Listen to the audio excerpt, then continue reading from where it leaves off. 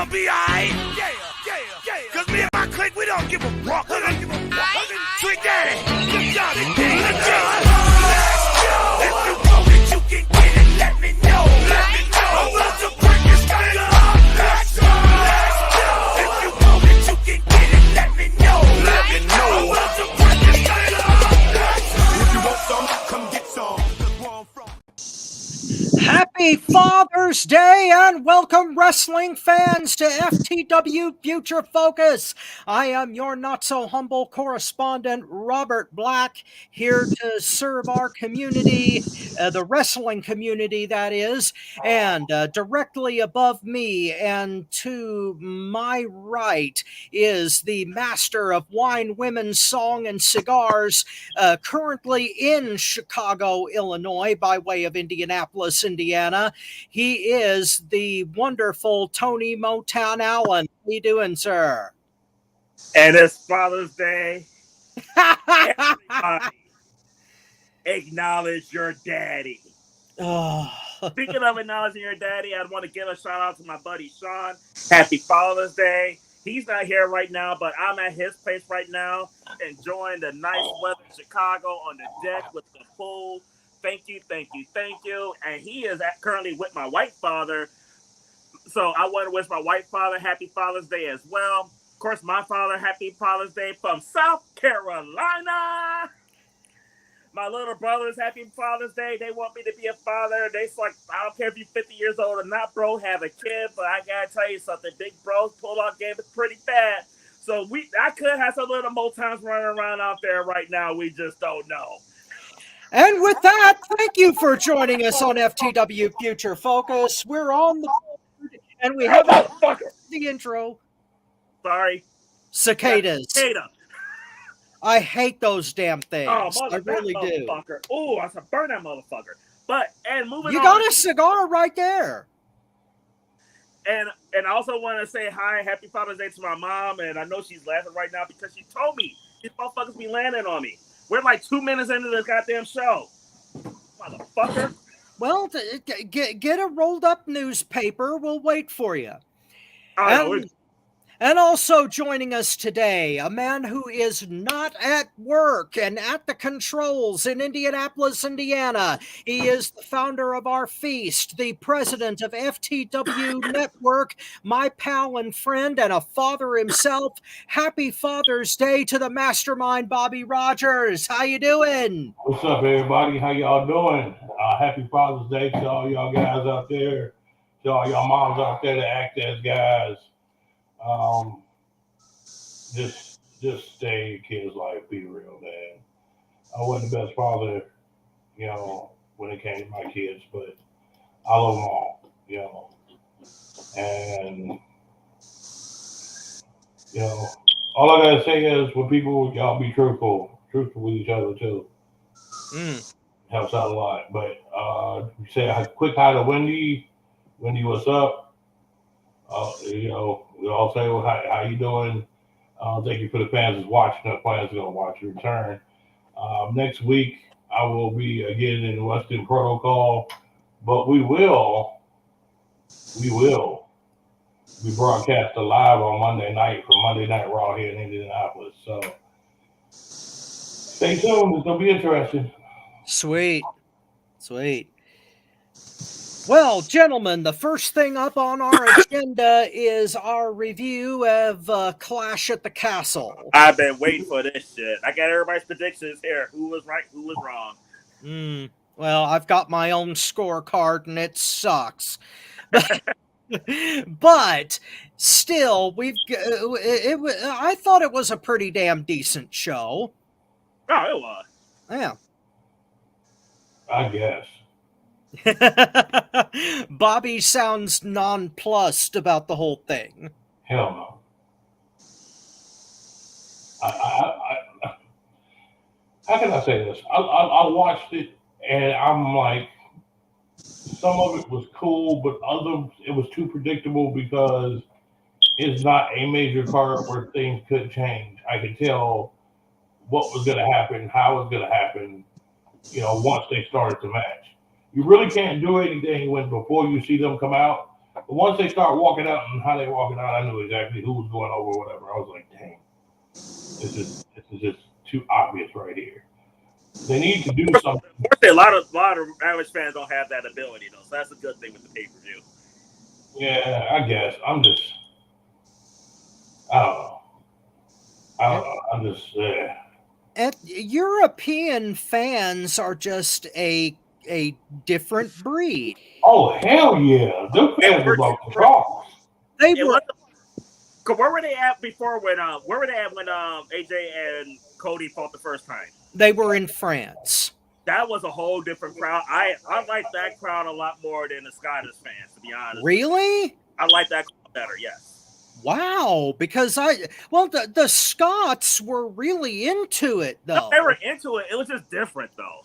Yeah, it was. I gotta say that it was a little bit different in France because it was like that whole mindset. They were as one. You know what I'm saying? It was like when you go to Taste of Chicago and everybody had a good concert and they walking back to the train and everybody's high fiving each other, that's what that was. It was a shared spirit.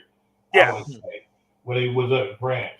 Scotland was more of individual chants getting into it, and then they came together for a minute, then they dissipated, then they came together for a minute, then they dissipated. France was on the whole rip. They didn't Even think when they they turned on, like half the people still love Punk. Yeah. I don't know about half, but there were some people. He's out there taking selfies and shaking hands, and there was a lot of smiles and cheers going his way. Yeah, you'd think that they'd hate him considering what he did, but if Punk was fighting for the title in Chicago against Damian Priest, and Drew McIntyre did that shit in Chicago, that motherfucker would have made it to the back. That's very true. Yeah, probably. But first things first, let's go through the card as it laid out. The first match up was the undisputed WWE title match. I Quit match. Cody Rhodes, AJ Styles. What did you think about it, Bobby? Good. I have to admit, I didn't like this match, but they can only do so much not to take away from the end of the card. They were limited. I gave it a 2.75. It really could have been better. Both of these guys could have really stepped it up if there was a main event, but I understand why they couldn't be where they were playing. I personally did not like the placement of this match. I think they should have did one match and then had this one in there. Honestly, I think they had about two matches that could have went before this. Then you had this as a surprise match to let them do a little bit more before I'm in the card. I'm not sure if you understand what I mean by that, but yeah. But I honestly would put this second or third. I would even put this as possibly a semi-main, but people like to have a medium match to a semi-main. I'd rather go to next level up and then the final finale. You know, that's just my style. But 2.75. I can't give it no more than that because I mean they got a lot more ability than what they do. Wow, Motown, what did you think? Real quick, my mom's in chat. She said, "Happy Father's Day, love Mom." What's that? My mom's in chat. She said, "Happy Father's Day, love Mom." Sweet. Good to have her watching. Our number one fan. Oh, definitely. I kind of like Bobby on this one. Like, I thought the placement was a little weird for this match to be first. There's only 5 matches, so there's only so many places you could have put it. So I would have flipped this in the Sami Zayn Chad Gable match. I would have had this match third. Have that be the opener, then you go to the women's tag, then this match, then the women's singles, and then Priest. Yeah. That's how. Yeah. I think it would have flowed better, but the match itself, I like the match. AJ and Cody are good together. They're really good. I like how they work the handcuffs. I like how they did the extra stuff, but it wasn't too over the top. So I like that a lot as well. I wasn't big on the finish though, to be honest with you. Like, no, he's threatened to hit AJ with the steel steps, so he says I quit over that. I mean, I was kind of I was hoping I'm like the way these two superstars are. I was really kind of anxious to see what was going to take to make AJ say I quit, and it was just like the threat. So that kind of took away from me a little bit. I gave it a 2.5. I still enjoyed the match. It just the finish kind of took away from me, and I was really surprised that was an opener. Like when we came to Chicago yesterday, I kind of timed it to get here right when the pay-per-view started, and I turned it on, and them two on. I was a little shocked. Yeah, that was bullshit. Well, guys, I had a much different take on this match. I actually gave it 4 3/4. Whoa! I loved this match. Even though it did open the show, which did surprise me, but considering all the stuff that they put into it, I think I can see why they put it there, because this was a really hot match and they wanted everybody to cool down afterward. But my God, that bump that AJ took from the apron off the ropes with a steel chair in his face and then falling through the table, that was insane. It was. That was absolutely insane, and that was a planned spot. There were others that went wrong during the night, but my God, and blood. We finally got blood in a WWE match on a Honestly, I forgot to point that out. I was really happy about that. Yes, AJ and with the blood, but right place, right time. You're on point on that, Rob. They didn't go overboard with it. Both guys bladed at appropriate times, and it added depth to the match. The handcuff thing Cody played off well. All the weapons they used were right. Now, the one thing I do agree with you, Motown, is the ending, because it was a ridiculous damn thing that, number one, knocking out somebody didn't end the match. By all accounts, AJ Styles should be the undisputed champion right now, because he made Cody pass out, and that's exactly how the Austin I Quit match ended at 13. So them pointing out that with the referee and the rules at the beginning, that did kind of telegraph it, like Bobby was saying. But the whole thing with AJ giving up because Cody was going to clunk him in the head with the stairs, and then when he won the match afterward, he did it anyway. That was kind of lame and did take away from it, but everything else in the middle was just great for me. It felt like an AEW match in a good way. I didn't like it. Exactly. I will say this though. I'm gonna change mine to a 3 because that spot was really good that AJ took. So and you brought up a good point. And another thing I really liked on SmackDown was the fact that Cody Rhodes pointed out how AJ Styles pulled a Mark Henry. Yeah, that was kind of, and they were dressed the exact same way too. AJ had the same color. He telegraphed the hell out of that. But still, that match, that was my match of the night. It blew me away. So 4 3/4 for me. Okay, cool. Yeah. Next up. Hold on. I want to add something on this. Yeah, sure. I was trying to remember what we was going through it. It was we were talking about, man, just go ahead. I'll remember it later. Okay. Next match, the 3-way tag match for the women's tag titles. Bianca Belair and Jade Cargill versus Fire and Dawn versus Stark and Baszler. Motown, start us off. Okay. Before I get to the bad, let's cover the good.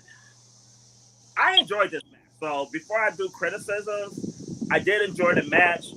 I'm not a fan of 3-ways. I'm especially not a fan of 3-ways with tag teams. But these teams did good. I like Shayna Baszler and Zoe Starks as a team working together. Granted, they were there just to take the fun to get the other teams over. That part I'm not a big fan of. I mean, Shayna Baszler, by God, you had a rough 7 days, girl. You got knocked the fuck out last Saturday, and then we get this week.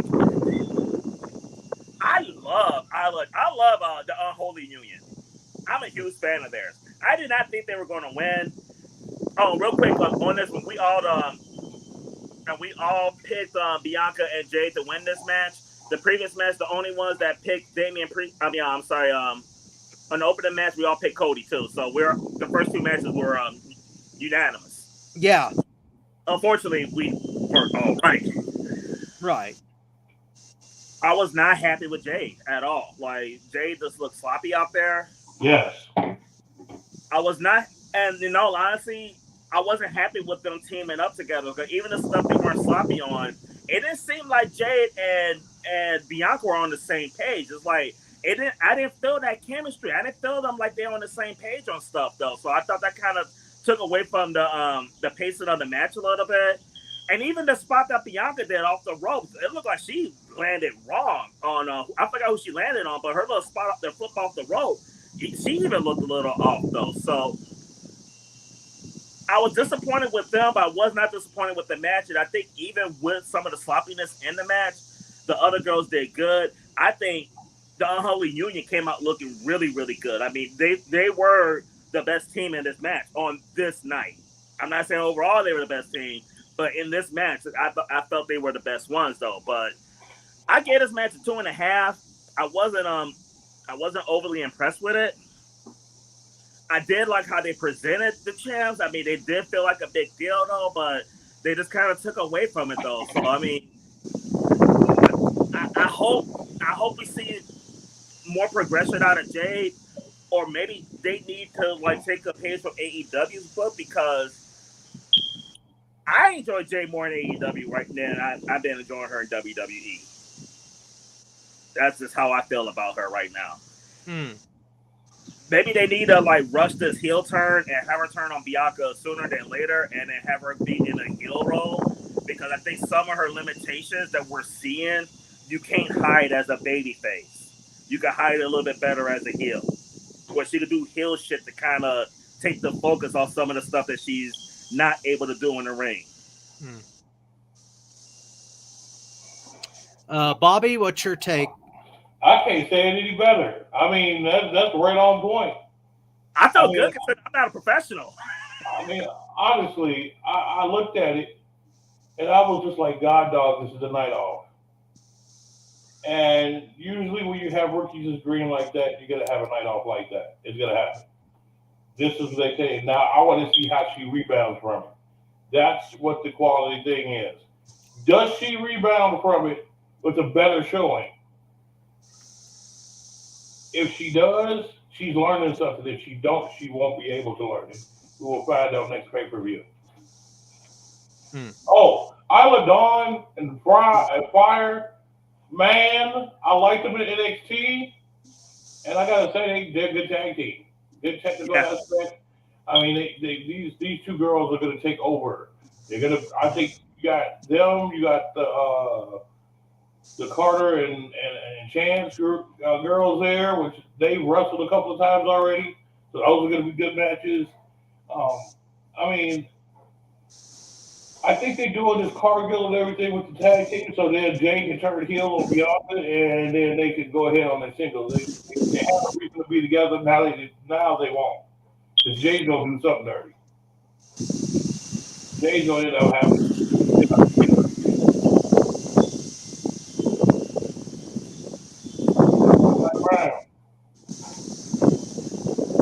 What was your rating, Bobby? Oh, shit.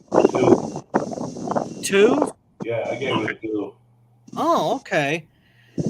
I get what you guys are saying. I gave this match a 3, mainly because I thought the match was rolling pretty good until Jade tripped on the rope coming off on that springboard. I think that's what threw her off. Jade was doing very well in the match until she made that one mistake, and then I think she got rattled. It did go downhill after that one mistake. The whole, I felt like they weren't in sync, I felt, before that mistake, though. But yeah, the wheels fell off at that point, though. Yeah, I mean, I don't think it's entirely Jade's fault. I think it was just a momentary lapse of thing, especially when she looked like she was tapping out to Shayna. That was a really telling moment. She was really nervous. Her hand was shaking, and it almost looked like she was tapping. And a lot of people are going to catch that. This match couldn't decide whether it was going to be a scramble match or whether it was going to be a standard tag match. And I think there was some confusion on the rules about that because you could only tag your own partner and you had 3 in the ring at once.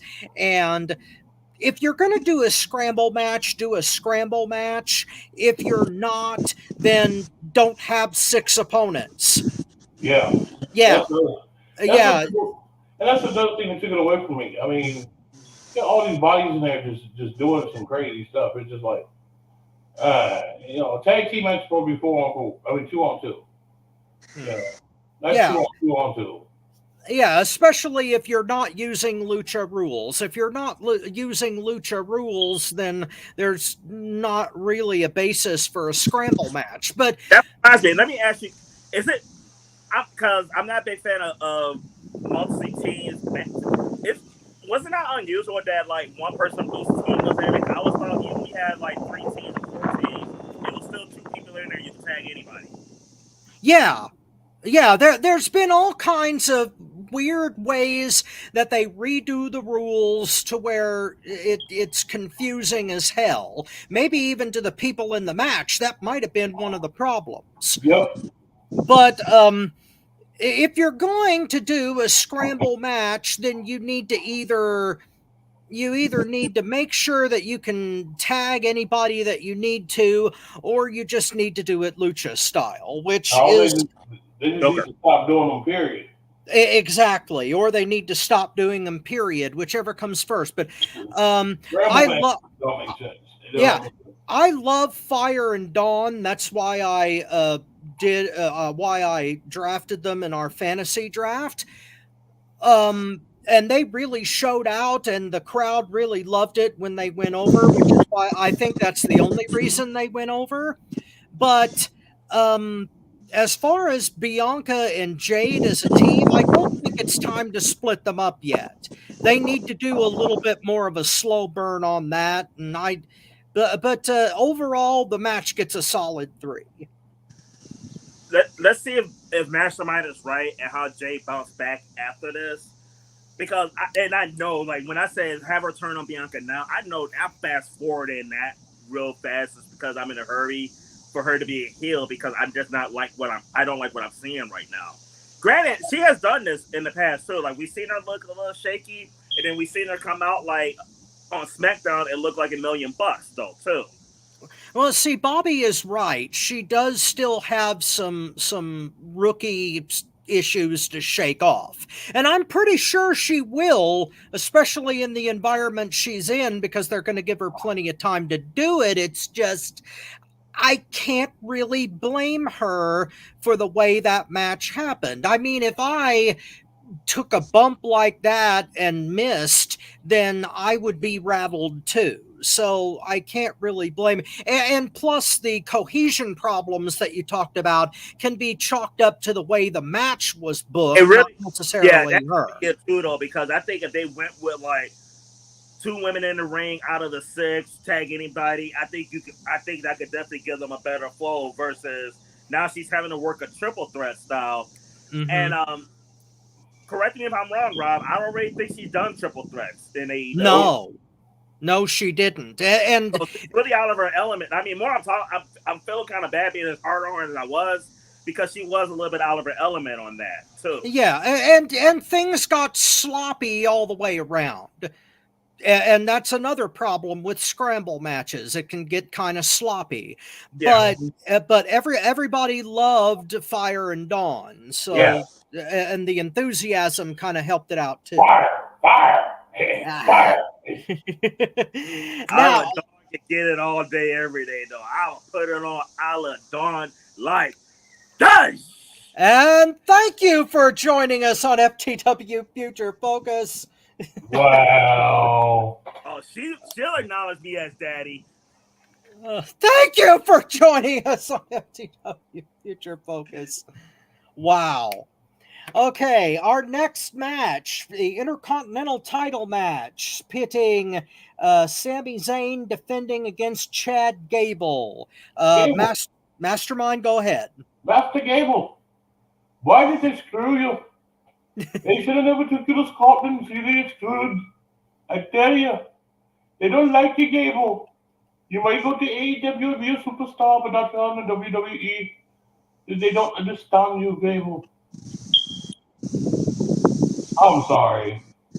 You need to go to AEW and sound like Braveheart. I'd start watching AEW again if Gable was there and they treated him right.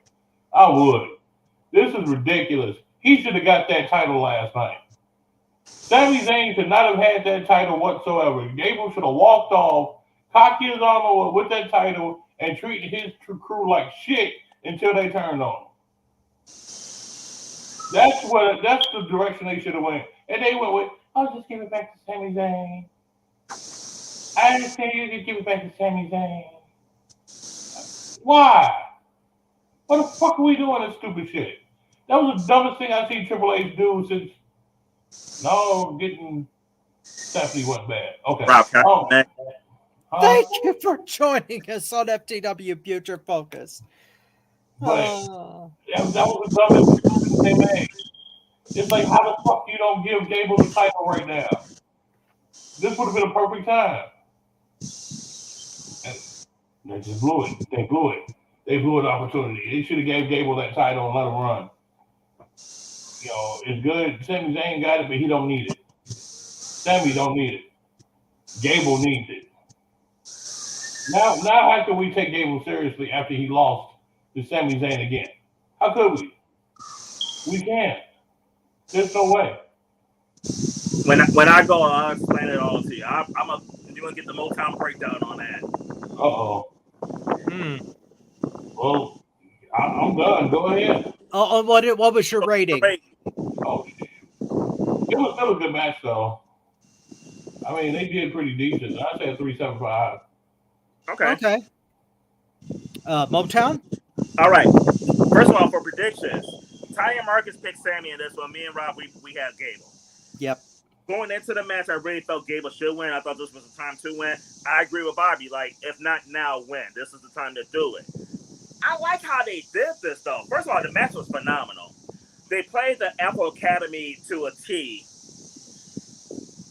You don't put the title on him now because right now, the way the Apple Academy storyline is going, he doesn't need the title right now.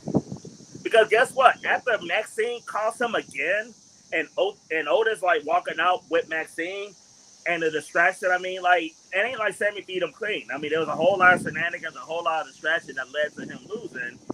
Which at first I said after the match ended, and after Chad lost again, like, I can't wait to see Raw. I can't wait to see what Chad Gable does to Maxine and Otis on Monday. That's the story that they focus on, and that's a slow build. It's a very, very slow build. You could go a couple different ways. You could have Chad turn on them. You could honestly surprise everybody and have Otis help him win the title later on and turn on Maxine and Tozawa. There's a couple different ways they could go, though, but the story itself is the split of the Apple Academy. That's the story, and that story is bigger than the title right now. Because that's the intriguing part. I don't really care what Sami Zayn gonna have to say on Monday. I do care what Chad Gable gonna have to say on Monday. And I care even more what he's gonna say because he lost. And not only did he lose, his Alpha Academy let him down. That's the intriguing part of it. That's why that's gonna be a big story for them. I think that's why they're doing a slow build to him winning the title. I gave this match a 4 because even in addition to the storyline, the chemistry that these two have is incredible. Sami Zayn is amazing to me. And the reason why I say Sami Zayn is amazing to me is I'm not a huge Sami fan. I can take him, I can live without him, to be 1,000% honest with you. He's in good matches. He's constantly in good matches. Him and Gable complement each other well. I enjoy them two feuding with each other. And there's a few they could keep going. You can Chad Gable that payoff at SummerSlam. Make it a big 4. Well, I kind of fall in the middle of you and Bobby on this, Motown. I gave it a 3.75.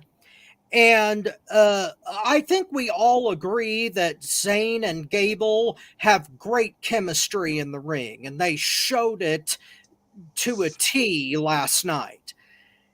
The thing about it is that I'm kind of going in the opposite direction of you on the storyline. I thought that the Alpha Academy stuff was basically brought the match to a halt so that they could do that shit, and then it led into the ending, which is a recurring theme of this show, actually. They have a great match, but then they need to do the storyline, and the match more or less stops in order for them to do the storyline stuff, and then it ends. And I don't care as much about the Alpha Academy stuff as I do about Zayn and the title, because right now they're making him into a Cinderella story. Zayn, it's amazing that he got the title to begin with, and the fact that he's had a run like he has in the past few months is like amazing by WWE standards, because they usually don't push guys like Zayn unless they have no other choice. And, you know, Sammy is so over they may have no other choice, but it may all come crashing down and we'll be back to normal WWE cruise control by SummerSlam. But I loved the match itself until Gable literally stopped in the middle of the match and told her to grab the belt and smash Zayn over the head with it. And then all the shenanigans happened with And Otis. God damn, you would have sworn they were married. What? You would have sworn they were married. Something like that, yeah. Yeah. Well, anyway, I had a little different take on it than you did. I thought that the storyline like interfered in this entire match, but overall it was 3.75 for me. Moving on to excuse me. Bayley versus Piper Niven for the WWE Women's Championship. Why don't you take lead on this, Rob? You haven't taken lead yet. Oh, you want me to take lead on that? Yeah. Okay. You're always going last. Speaking of storylines interfering in a damn match, it's obvious that the storyline that they want to go with is Chelsea Green versus Bayley for the title. Yeah, it's perfectly obvious that that's what they want to do, and the only reason that Piper got this match, although she does deserve it, Piper Nivens was fantastic in this match. Yeah, just unbelievable and untouchable in this match. And she and Bayley worked out well, and but it's obvious the direction that they want to go, and the idiotic interference that Chelsea was running like during the match, it came off as an afterthought, and it came off as just creative interference in what was going on here. If they had just let Piper and Bayley go the whole match instead of 3/4 of it, would have gotten a higher rating from me, but I gave it 3.5. 3.5 for the ring work. The ending came a little bit out of nowhere. It did. And that did kind of detract from it, but I like Bayley as an inspirational champion. Not quite Sandra Dee, not like the role model thing anymore. And Piper Niven was just off the charts great in this match, so it got 3.5 for me. Bobby? You already know what it is. It's Piper. It's Piper Niven. How many times have I said on this program that Piper Niven is one of the best workers they have on that roster, and she should have a title? How many times have I said that? Mm-hmm. Piper Niven is one of the best wrestlers they have. She is a beast. She showed yesterday afternoon or last night, however you want to classify it. She didn't care if it was morning, evening, or night. She was getting hers in and she was killing it. That girl was doing her thing.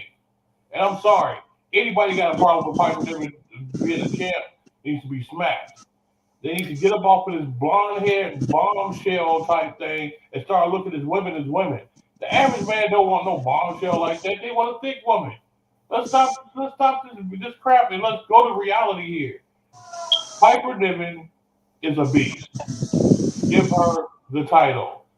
Triple H, stop playing around. Dude, what's the problem? Get the motherfuckers up here and make her champion. Because that performance last night did nothing but just make me look. And even with the mistakes that happened in there, I still gave it a 4.25. Because they clown that much. And they deserve higher except for the other goofy stuff. So 4.25. Sweet. Motown, what's your take? I think Piper does deserve a run with the title. I think she showed that in this match. I was actually during that match, I felt like she was going to win the title. Yeah, for a minute, yeah. And I would have marked the fuck out if she did. We all picked Bayley because we knew that they weren't going to put the title on Piper. But honestly, we knew they weren't going to put the title on Fire and Dawn, though. So I'm just like, and me personally, I knew they weren't putting the title on June. So I'm like, why not give it to Piper, even if it is just for a minute, you know? No, you put it on Piper. They keep the feud going with them two and Bayley. Bayley take it back off of her, and then Chelsea Green get her revenge at Survivor Series. I'm not really mad that they want to go in that direction either, though, because as good as Piper is, Chelsea Green is every bit as good as well. They're not utilizing her to her full potential either. Both the women deserve a title run. Both of them do. They're both great. They're both phenomenal in the ring.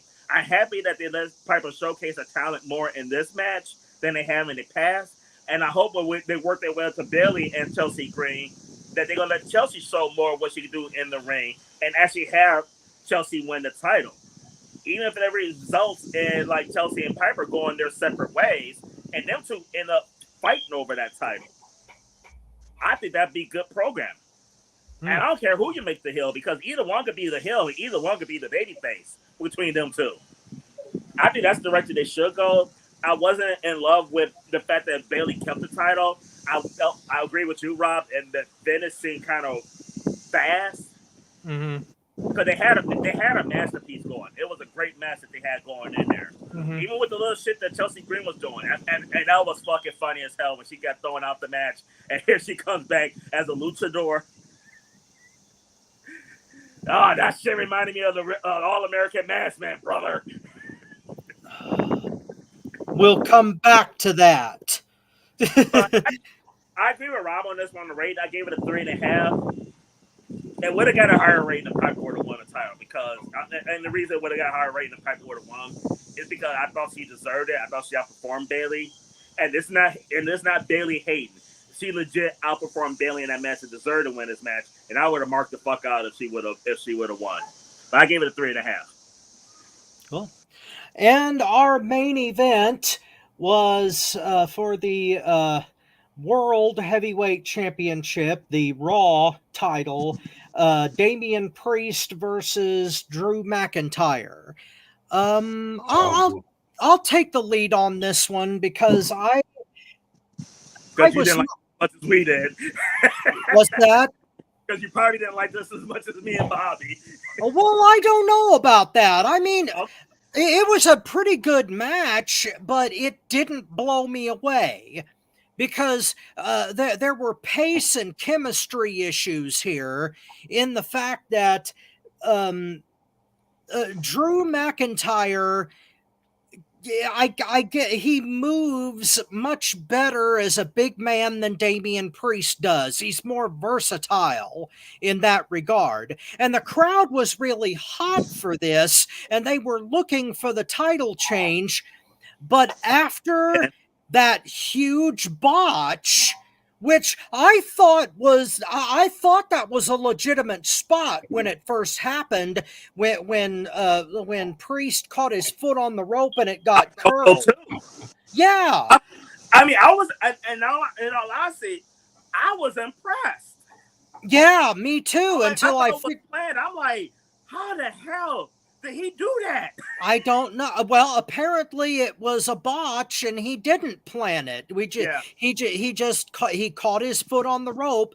But after that, the match kind of went downhill because Priest was obviously hurt, and they had to keep going.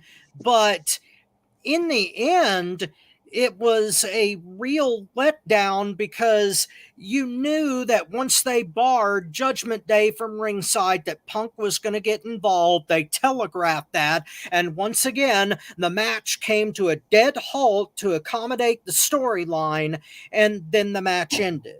So it was just like cutting the back half of the match off entirely just so that we could have the storyline with Punk. Granted, it got over.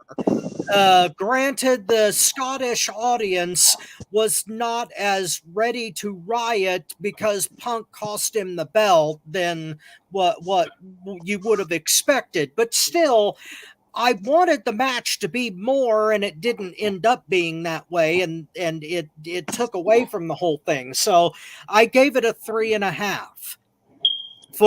For everything before the botch, I give it 3.5, and then after that, it went downhill. Motown, what do you think about it? Motherfucking cicadas. We'll give the cicadas a 1. Right. I was gonna give it a I don't give up. All right. I really enjoyed this match. I enjoyed it. You were right. It slowed down after the botch that we didn't think was a botch, but it actually ended up being a botch.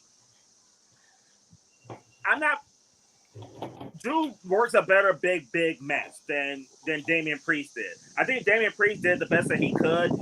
He definitely, I think he is better in the ring with smaller opponents than bigger opponents. Yeah, that's definitely something that he's going to have to work on. I would give him a little bit of a pass on this for the simple fact that like he did legit hurt himself, and I really think that he carried himself very, very well with an injury. Like, the show must go on, and I think he still performed with the bad will. I know you hated the finish with Punk, but with the way the match was going after that spot with Drew, and with Damian, with him being hurt, I think that was perfect. I know it wasn't an off the cuff, it wasn't an audible decision, but it fit with Priest's limitation at that point too, though. Well, Tony, I'm not saying it doesn't fit, and it's not that I didn't like the ending, it's just they telegraphed the absolute hell out of it. Yeah. They did. I didn't think the surprise was how he did it. Yeah. I wasn't expecting to come out in the referee shirt and pull a rock. 1, 2. It doesn't matter if the rock counts to 3. But they building up to something bigger, though. They building up to that match at SummerSlam and everything. That was a good build for it, though. So, and I marked. I did. I enjoyed when Punk came out there. For the prediction on this, we had me and Ty picked Damian Priest. You and Marcus picked Drew. Mm-hmm. Once again, granted, he's got homes everywhere. They were in the UK. He was home. He's in Scotland. He's home. It's like every time they leave the country, he's home. And he's always losing in front of his home crowd. Motherfucker got more homes than me. Well, he probably literally has more homes than us. Yeah, he probably does. Yeah. Well, I really enjoyed the match. This was my favorite match of the night. I gave it a 4.5. And the rating that I gave it was because that injury was legit. It could have flown a lot better, but I think the match would have flowed better if Damian Priest didn't legit get hurt, though. I was really, really impressed with Damian Priest performing the way he did with a bad will, and I love I love the finish too with Punk. Real quick though, Rob, what'd you give it again? I gave it a 3.5. Okay. And you gave it 4.5. Yeah. Okay. Bobby, how do you feel about it? Oh, I like this match. I did. I like the ending though the most. One, two, and CM Punk face like gotcha. Yo. Real quick. I love the angle that they shot that at too. Yep. Because you didn't know that was CM Punk at first. The audience knew before the TV audience knew. Yep. But it was beautiful how they did that. That's what you call working. That is beautiful. That was on point.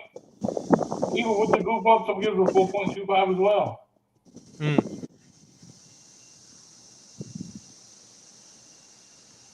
All right. Hey, guess what, guys? That match got our highest rating. It did.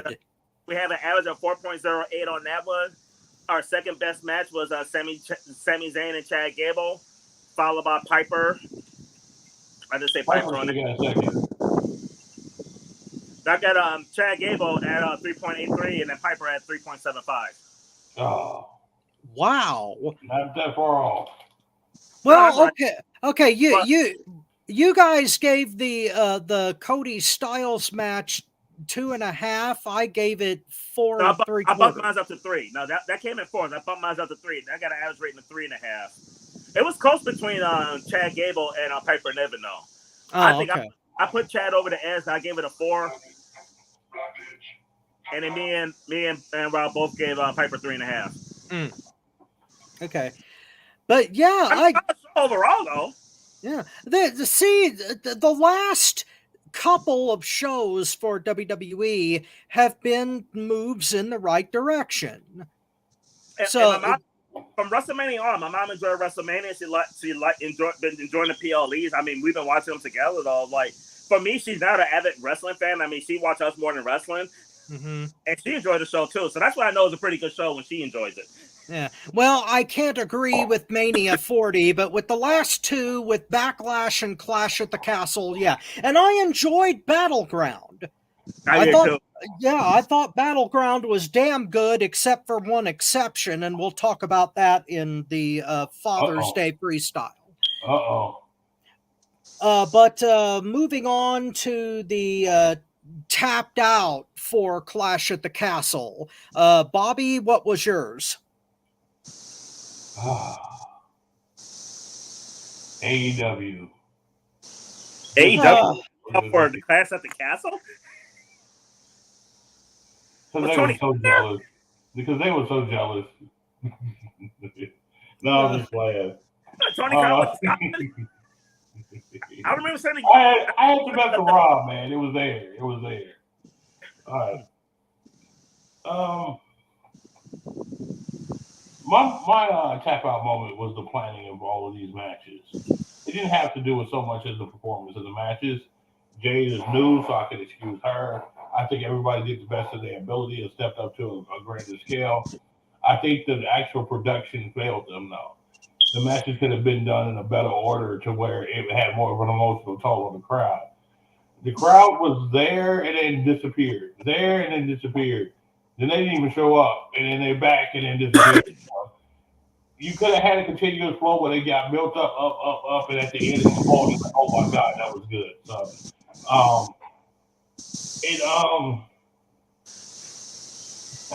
I guess I just see it differently, but I honestly got to say that it wasn't booked in the order that I think it should have been booked to give it its biggest effect. So, okay, that's my tap out moment. Okay, Motown. I do agree with a lot with Bobby on that though, because they definitely could have did a different order. I didn't like the fact. My tap out moment was the tag team scramble match. I mean, and some of what Bobby said too, though, because everybody knew why Shayna Baszler enjoyed there, and that was heard that. Yeah. Laws to make this a 2-on-2 between Aladon and Alba Fire versus Bianca and Jade.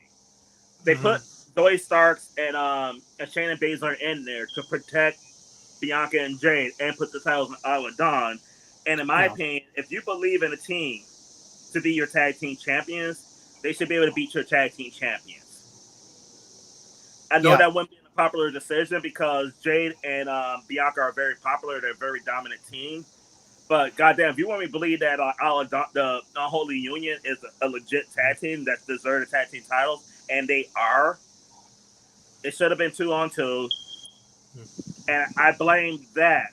Because my tap out was Jade, but I really blame in the book match itself because I think Jade would have looked a hell of a lot better if this was 2-on-2 with just 2 women in the ring versus three women in the ring. And you got to understand your talent. They obviously know who the fuck Jade is. They obviously was watching her because they fucking recruited her ass. You can't put her in that spot on a big stage in something like this if we have never seen her in a triple threat. And I could be wrong. And if anybody's watching and I am wrong about house shows and they have done triple threats with her in house shows, post it in the comments. But to the best of my knowledge, they didn't even do a practice run with her in triple threats and house shows. Yeah, well, they really they booked themselves into a corner with that match. So my type, I'm really giving to the booking more so than the performance because you should have done one or two things: either A, not booked it like that, or B, that's why you have house shows. Your house shows are practice. Yeah, you can work in a house show, and if it went like this in a house show, call an audible. Right. Baszler, like, say Shayna Baszler can't perform and you're going to take that team out because Lola Vice knocked her the fuck out 6 days prior. We'll get there. Oh, I'm still pissed about that shit. Let me say this. Oh, God, I've got so much to unload on that. We'll get there. But I would have a lot to unload on Lola Vice, too, if I was single, so. Thank you for joining us on FTW Future Focus. Oh my God! I'm sorry I even said it that way. But hey, we're loaded up. But I got you. But check this out. Motown with that match, they did paint themselves into a corner. They wanted to put one of the hometown title matches over for the Scottish crowd. They wanted to keep Bianca and Jade as a hot team, and they wanted to make sure that Fire and Dawn got over as a team themselves. So there was only one way to do that. And they're pulling a Vince McMahon on Shayna Baszler. Oh, good God, yes. They're straight shitting on her face. And it ain't Vince McMahon solid shit doing a threesome. No, this is diarrhea on her face. Thank you for joining us on FTW Future Focus for that visual. Rob, I gotta agree on it. It was crappy. No, I agree with it too, but I just don't like the fact that we're still on Vince McMahon and his shenanigans. Oh, I ain't on him. I'm staying away from that motherfucker. Him and P. Diddy, stay away. Thank you for joining us on FTW Future Focus. Vince McMahon is the shit that I don't want to be around. Yeah, that's down in the dumps. And thank you for joining us on FTW Future Focus. Oh my God. Down by the river, I'm telling you, bro. Down by the river. Oh man, I'm so sick of the way they doing Piper though. I'm so fucking pissed. Okay, well, my tap out for Clash at the Castle was Lucha Idiota.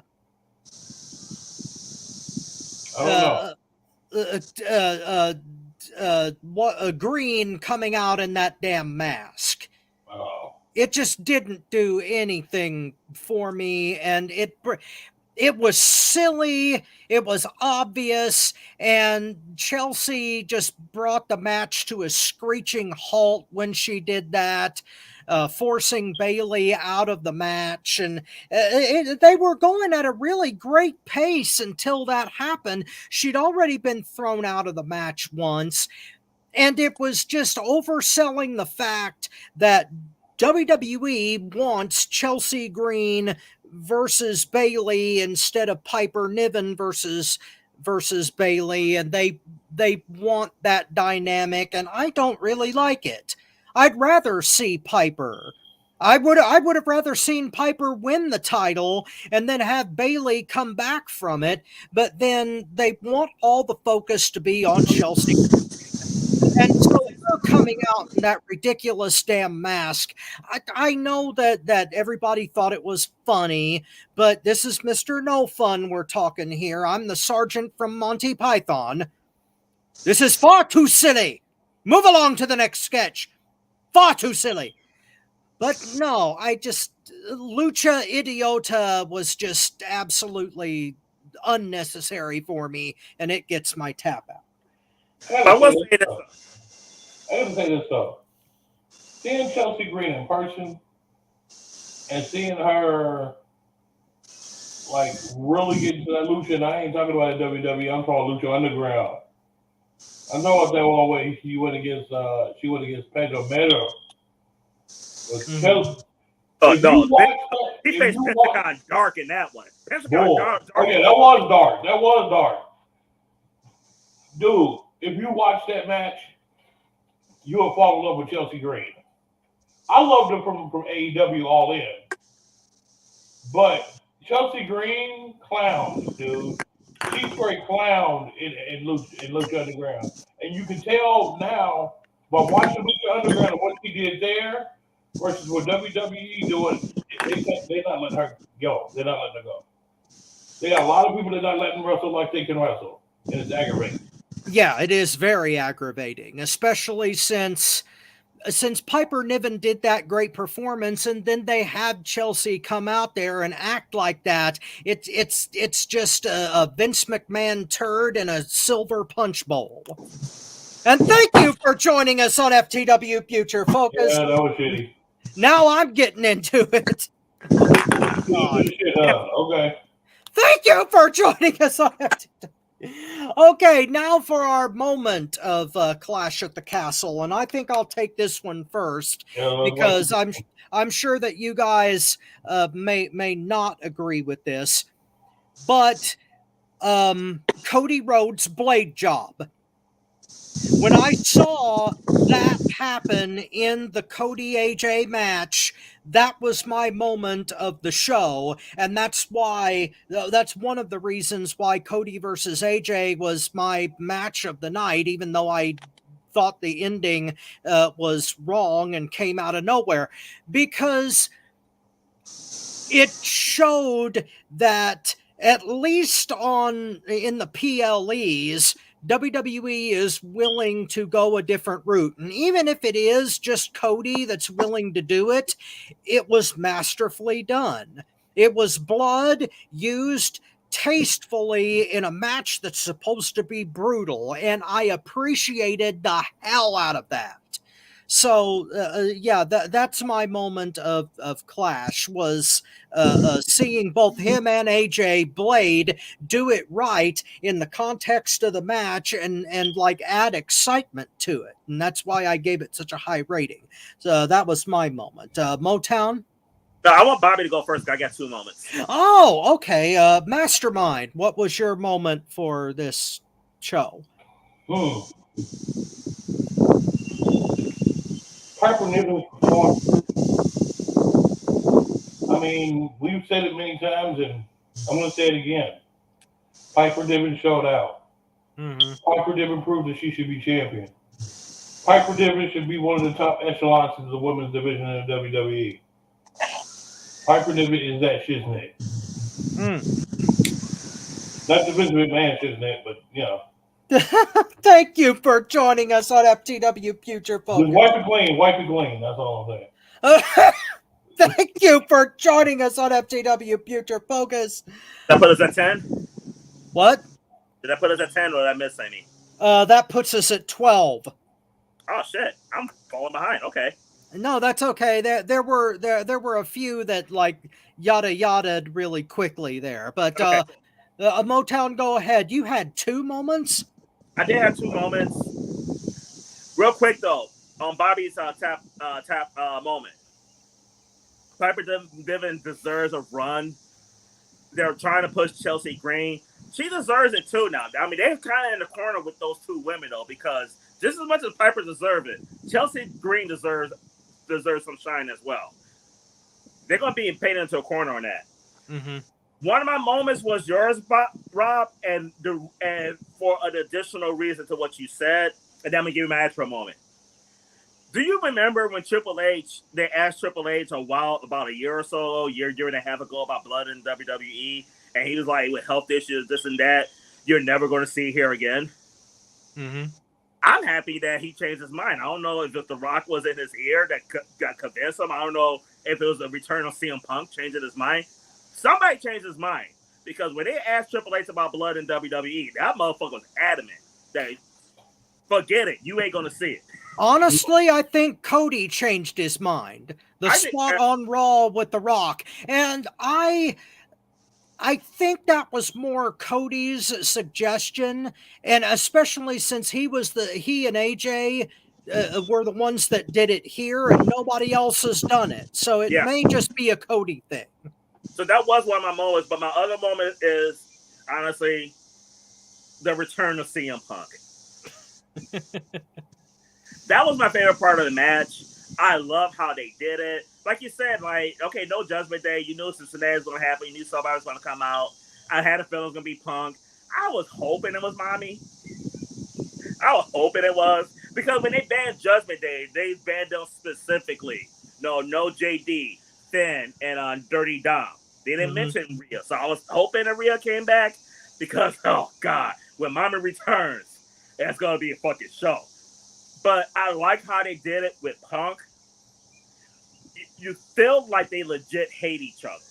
You feel like this is what it should have been in AEW. What they're doing with Punk and the heat with Drew McIntyre. And did you guys hear Wade Barrett rant about CM Punk? The man should be fucking fired. Mm-hmm. They are playing this perfect. They are going to make so much money on this. Drew is going to be in a better spot at SummerSlam without that title than he will be facing Gunther at SummerSlam. This is going to be a better match for Drew. I like how they finished it. They did it in his backyard. CM Punk taking selfies with his pissed off fans. Cheesing and everything. You had a feeling going CM Punk. They didn't give a fuck that Drew lost. You know why? They're sick of that motherfucker too. But I love Punk being out there. And the fact that Punk already told you, like, yeah, he's Raw, but he ain't going to be at Raw. Be at SmackDown in Chicago on Friday. I don't know if you guys saw the press conference, though. And it was like a Punk, I'm not sure if I should have said that. But, you know, that's what Punk does. He says shit when he's supposed to or not. And Punk at the press conference came out with donuts. Well, okay. They were in Scotland, though, so he couldn't give Minnie's Bakery a shout-out on that. But Well, at least he didn't come out there with a Guinness. You know, that would have been a completely different CM Punk altogether. But oh, hell yeah. Yeah, but not that Punk would ever do it, the straight edge thing, but still. Hey, he had donuts though. Yeah, that is sugar, and that's technically not good for you. So No, what I'm saying is, I wonder who pissed him off backstage and who did he get into a fight with. Oh God. Yeah, you know, that would be ironic as fucking hell if Punk got into some kind of shit because of a press conference again. Oh, that would have been. That would be like. I honestly thought they were going to have a stage riot at the press conference though, because it was set up though. Like for him and Drew McIntyre just get into a brawl. Mm-hmm. It was set up for it. Like they could have had a planned one. Maybe so, but okay. But you know why they didn't have that? Because Drew McIntyre is a Bitch. Bitch. Wow. B-I-T-C-H. Bitch.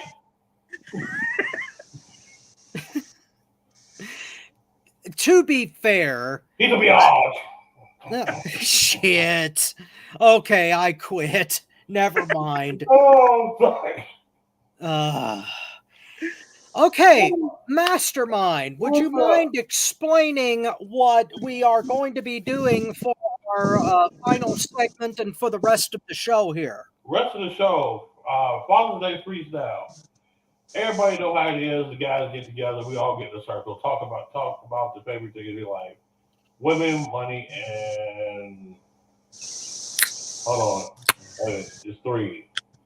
Women, money. Wrestling. Oh, okay, yeah, wrestling. Sorry. Women and money get my attention a lot, but Well, it's like nature says. There's men have two brains. There's only enough blood for one. And true. thank you for joining us on FTW Future. Well, I've gotten 3 today. It's a weird day. You're leading the pack. Yeah, that's true. But what we're going to do is we're just going to talk about various subjects that come to mind. Reminisce on some wrestling. We can even dip into some old school if we want to. Just give a variety of things what's going on. I'm thinking. Can I go first? Oh, go ahead. Go ahead. Yeah. Okay, because the one thing I want to touch on, and it's something that I posted in the group. So if you're in Motown's wrestling group, you might already know it. And if you're not in Motown's wrestling group, you need to join. Yep. The thing that I posted in there, and I want to get y'all's take on this too. I posted in there who had the better career, Edge or Sting. Wow. And surprisingly, it's not overwhelmingly one way. I mean, Sting is leading the pack though, but Edge definitely got some votes on here. That is it's a good one, ain't it? It's an excellent one. In fact, it's when I first saw that, it was hard for me to judge because both of them have had phenomenal careers and long-lasting careers. So I don't know. It's if I'm pinched to making a choice between the two, I have to say Sting because of the era that he was in. He ruled the 90s in WCW along with Brett and Michaels on the other side in WWF. So but Edge was he came from a lower tier than Sting did. Sting, when he came into the NWA, Flair put him over right away, became his project, and he shot all the way to the moon in a really short time. Whereas Edge started out as Gangrel's bitch. I wasn't going to put it in quite that harsh a term. I know, that's what I knew you were going to say it. I was going to say flunky, but yeah, whatever. He started out in the Brood as a lower tier guy and then built himself all the way up to superstar status in the rated R category. So, but if push comes to shove, I have to say Sting because he's an icon, but damn, Edge has had a fantastic career. Sting. There is no question. Sting. There is no rebuttal. It's Sting. I don't care how much on the edge you were, how many rated R sex shows you had on TV, if you tossed Lita up along with Beth Phoenix at the same time. You don't compare to Sting. You had to get over by having a tag team partner that seems like he was a better heel than you were. And that's Christian. I'm sorry. No. There is no question on that debate. Sting is the number 2 all time. He is the blonde-headed surfboard god. He will be the Crow. He will be the Crow's prince. He will be the Joker's face. He will Number 2? All time? All the time. Okay. Oh, you've been smoking. Yeah, I have. Yeah. Sorry, right Well, there. Yeah, I have. It's going down, but still, I don't even know how anybody could compare this to. What Sting did Wait to till him. my turn. Well, ain't that a bitch? I'm gonna wait for your turn. Go ahead, Tommy. I'll Edge. pick it up. Edge. What? And it wasn't even close for me. How? Several reasons. Number one. You drunk? No, not yet. Number wow. one, the way they came up. Edge had to fight straight and do all that shit on his own. Versus, if it wasn't for Ric Flair, there would be no Sting. Sting had a rocket boat shoved up his ass from early on in his career. The other reason, Sting was a big fish in a small pond.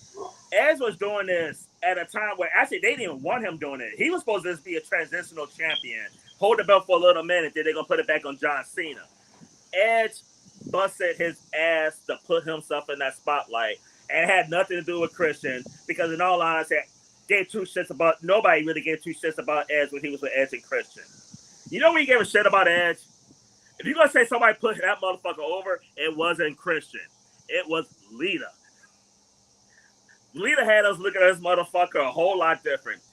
What Lita did for Edge is what Sensational Sherry did for Shawn Michaels. Right place, right time, right person to do it. And the other reason I'm giving it to Edge over Sting, as much as everybody loved Pro Sting, those were not so memorable matches he was having back then at all. How? For his wrestling abilities, those were not great matches. Sting was in the Raptors for a year and a half, and when he started wrestling, he looked like he'd been in the Raptors for a year and a half. There are more memorable, higher rated matches, in my opinion, that Edge gave us than Sting gave us. But Sting made up for that in the TNA years. The stuff that he did with feuding with Jarrett and stuff later on with the Main Event Mafia, he had some damn good matches. He did have, it's kind of weird because his better years were the TNA years, without a doubt. Yeah. Now, okay, I will agree with Edge coming into his own because of Lita. Edge got over because of the beauty. But also his abilities too, though. Yeah, maybe, but here's the thing. Sting got over through the Beast. The matches between him and Vader made Sting even more of a legend than Flair. I mean, you go back and look at those matches, they were the perfect big man, little man matches. Yeah, Vader beat the living hell out of Sting, and he just kept coming back. It was like... Okay, I'll give you that, but I see your Vader, and I'm a trumpet with a Flair. Here's how I'm a trumpet. When you talk about Sting's career, do you talk about him and Vader, or do the majority of people talk about him and Flair, or do they talk about him and Vader? Depends on how old you are. If you started watching wrestling in the mid-90s, then it would be Vader, because he fought Vader more often than Flair at that time, especially since Flair was in WWF. Now, if you started watching when we started watching, then yeah, you remember the Flair matches more. But my God, Vader versus Sting for the King of Cable, oh hell, that was good.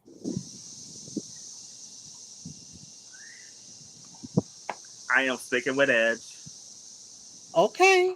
My favorite Sting moment, though, in WCW, and this might give you a more insight on how I feel about Sting and why you cannot change my mind, is going to stick with Edge. My absolute favorite Sting moment in WCW was when the Road Warriors turned on him, and that motherfucker took the best Doomsday device in the history of ever. That was so fucking good. I don't know if you guys got George Michael's Sports Machine in Indiana. But we had a show here that came on every Sunday. George Michael Sports Machine. This is before Sports Center. Every Sunday he talked about sports, and his intro was that. remember. And anybody, I mean, if you're watching this, and you remember George Michael Sports Machine. That means two things. Number one, you're from Chicago, and number two, you're fucking old. Yeah, probably. Well, Sports Machine back in the day, though, that was our dirt sheets. Like when they had pay-per-views and we could watch the pay-per-views, I watched Sports Machine to get the results of the pay-per-views. You notice that you could tell who the Road Warriors trusted to take the Doomsday device based on whether Animal let them go. If they didn't trust their opponent to take the move right, Animal would hold on to their legs and fall back with the clothesline. But if they really trusted their opponent, Animal would let their legs go and let them fall off his shoulders. Yeah. And that's exactly what they did with Sting, because he topsy-turvy. That was a hell of a move. Nobody, I mean, and I'm not saying this thing. He sold that move better than anybody else. Mm-hmm. Up until that point and even beyond it. They've done that move 150 million times. Nobody took it like Sting. Mm-hmm. But Edge, though, I mean, like, some of my favorite moments have involved Edge. Like, when they brought ECW to WrestleMania with him and Mick Foley. That was his WrestleMania moment. All the moments that he had, that was one of them. Like Mania 22 and the Fire Table. I was there live. Oh, that's nice. Yeah. Yep, I have been to 3 WrestleManias. 8, 22, and 25. I'm just with you on 25. Well, see, not a lot of people. I mean, WrestleMania is kind of our pilgrimage. You need to go once if you're a wrestling fan, if you can. But it's a rare thing for somebody to go 3 times. I'm very blessed. You are, and it's getting harder and harder now too, though. Yeah, especially since they won't have WrestleMania anywhere that's accessible to us.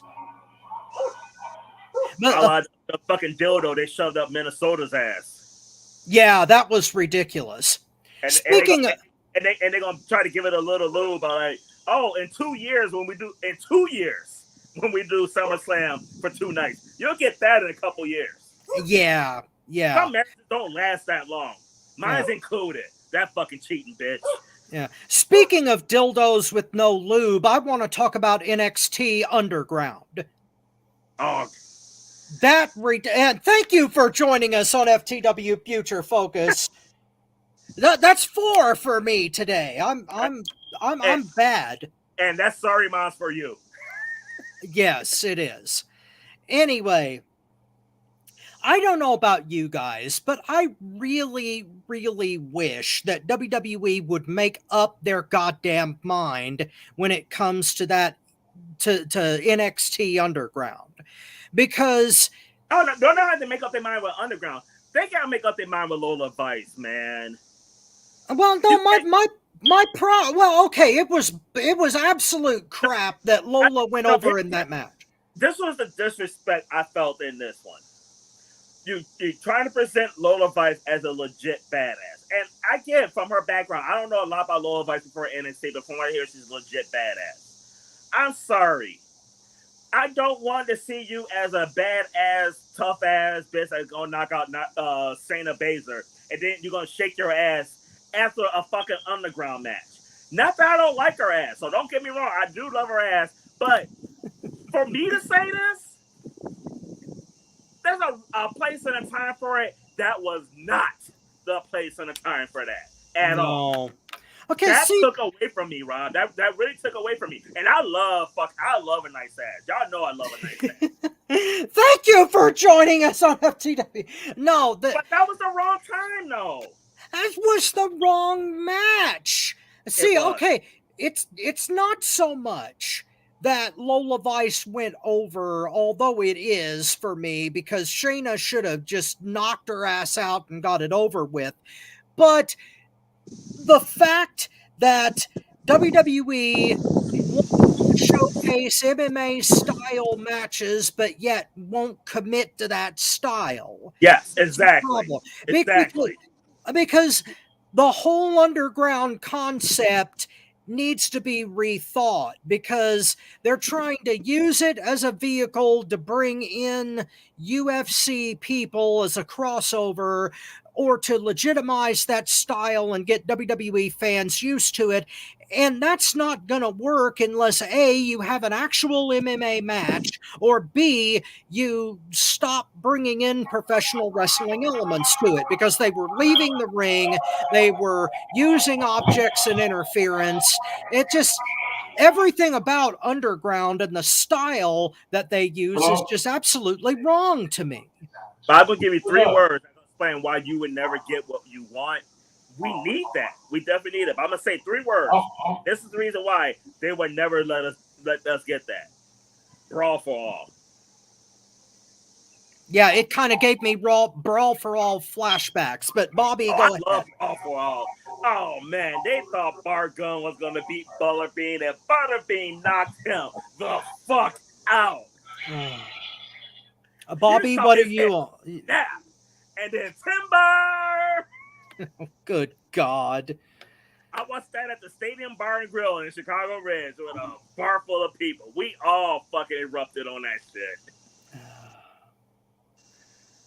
Sorry, my job. I love Butterbean. I know you don't like the celebrities and all that stuff, though, but one thing you got to respect with that, Rob, though, is the fact that A, that wasn't scripted. And B, it didn't. That was a celebrity backfire on Vince McMahon. It was, but the it was. The entire thing was a fucking bad.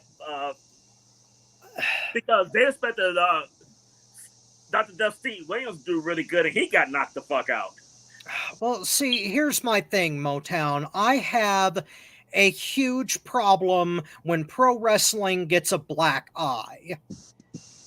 Granted, Bart Gunn got the physical one, but wrestling got a emotional and reputational black eye, and I hate when WWE or anybody else does that. I get what you're saying on that. I definitely do.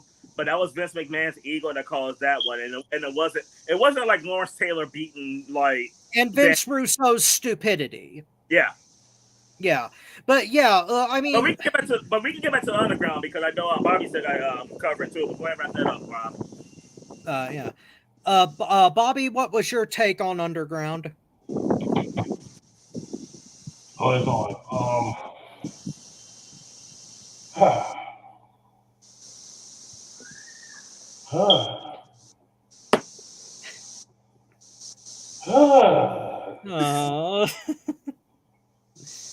Yeah. I was disappointed. Yeah. I was very disappointed. But Stinky Ray down there, clown. I was disappointed. Yeah. I was disappointed. Okay, yeah, I did. Okay. You know what's really disappointing about that, though? Like, for real? Mm-hmm. The way they dropped the ball with Shayna Baszler. Yes. Less than a year ago, she beat the dog shit out of Ronda Rousey. Gave everybody what they wanted. Beat her UFC style, to be honest with you, in a wrestling match. Well, it was a UFC fight that they tried to make a wrestling match. It was a wrestling match, but she did a UFC style. I mean, it was a straight up wrestling match, but like they put the elements in that match. Shayna looked dominant, beat the baddest woman on the planet. Mm-hmm. To get fucking embarrassed 6 days before she wrestled for the tag team titles. Yeah, just embarrassing. That was terrible. It was. I'm not saying they shouldn't basically go to AEW, because I don't think that division deserves her. I'd like to see her in fucking TNA. Yeah. New Japan, definitely. No. I say TNA because TNA got a pretty solid women's division too. Mm-hmm. But right now, with the work with WWE, New Japan might be the better option. Well, okay, speaking of TNA, the one what? If we talk about TNA, when you mentioned TNA, oh God, I thought about Mandy Rose. Oh, good God. Oh, speaking, thank you for joining us on FTW. But speaking of Mandy Rose and OnlyFans, Natalia, her contract is coming up, and I suspect that she is going to retire from wrestling altogether and just go the Mandy Rose route and just start making her living on OnlyFans exclusively. I don't know how you guys feel about that, but since Exclusively, have you seen her sister Jenny? not exclusively, I shop around when it comes to my OnlyFans participation. Wow. And thank you for joining us on FTW Future Focus, the Too Much Information edition. But just so our fans know, you don't have to like subscribe to like Natalia or JD Neidhart's OnlyFans to see it. We also have the Funhouse that I run. Yes, that is true. Fuck Natty. The Queen of Hearts is Jenny. Yeah, but okay, should Natalia retire and do the OnlyFans thing, or should she go to AEW or New Japan? Because I don't think that she should resign. Can I go first? Sure. The answer to your question is yes. Mm-hmm.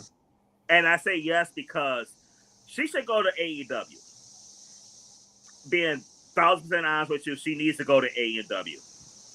She needs to be what some of these other women haven't been, like Serena Deeb and Deonna Purrazzo. She needs to be that person. And I think that she can fill that role better than them because she's been doing it for a far longer on a bigger stage. So I think that they might be more open to her making that division better. I think she could almost, I wouldn't have her in a role like Sonya Del Rey was back in the day when WWE put her in NXT and had her developing the women's division. Mm-hmm. I think you can have her on camera, but doing that, working with the talent they have in AEW. She could benefit the development of that division more than anybody else I can think of right now. That is true. No. In AEW, she could still have her OnlyFans thing. That's true too. They're gonna stop her from being OnlyFans. Tony Khan's smart enough to realize if she's drawing these viewers on OnlyFans, guess what? They're gonna tune in to AEW to see her on TV. I'm not really sure because that Rob, logic. Don't take my fantasy away. Rob, don't take my. I'm not trying to be Mr. No Fun, but realistically, there's not a whole lot of crossover there. I mean, okay, there might not be a lot of crossover though, but she can do both though in AEW. She can do both in AEW, yeah. Bobby, do you? She could probably make more money doing that than wrestling in AEW. Probably, most definitely. Yeah. Bobby, do you want Natty to retire and do OnlyFans or go to AEW? I wanted to divorce that, whatever his name is. TJ. That's what I wanted to divorce Tyson Kidd. I forgot they're married, to be honest with you. Yeah, I know. That motherfucker's forgettable as fuck. On a serious note, though. Look, man. I don't like the way that they did her. They did start the Owen Hart tournament in AEW. I don't see a reason why she wouldn't go. WWE has basically embarrassed her for the last 10 plus years. She needs to go somewhere where she's appreciated. If it's TNA, great. But I'm sorry, she needs to go to AEW because AEW needs her, and she deserves the money. She deserves that paycheck. She deserves those title reigns, long title reigns. She don't deserve to be treated like she's being treated right now. It's another Piper Niven, in my opinion. So, yeah, she should go. We talk about getting paid.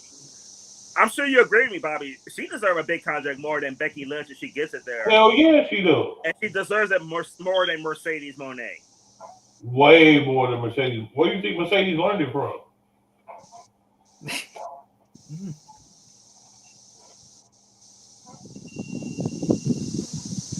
Guys, check this out.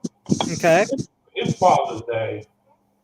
Go ahead and just make this an hour and a half show. We go on, drink our beers, smoke our smoke, and fantasize about the women that we love. Thank you for joining us on FTW Future Focus.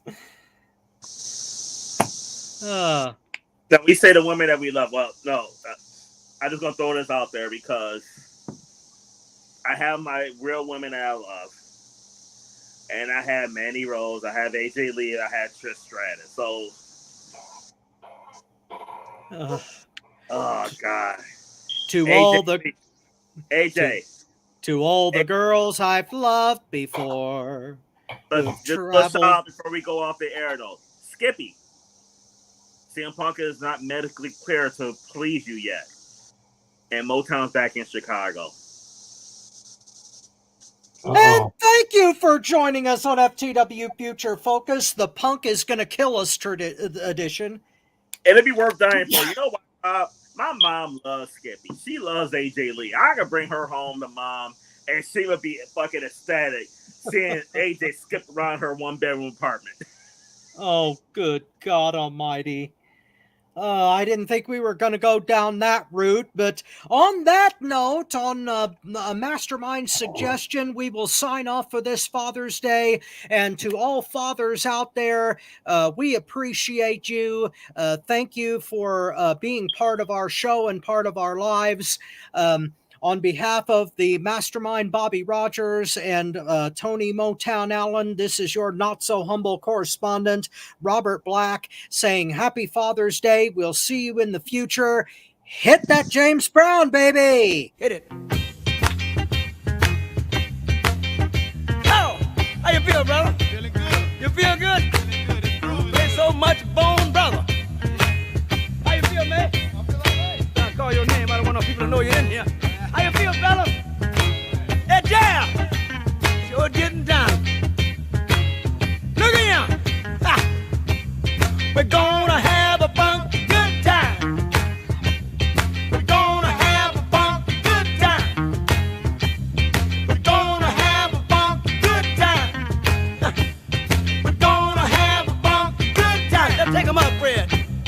We gotta take you high.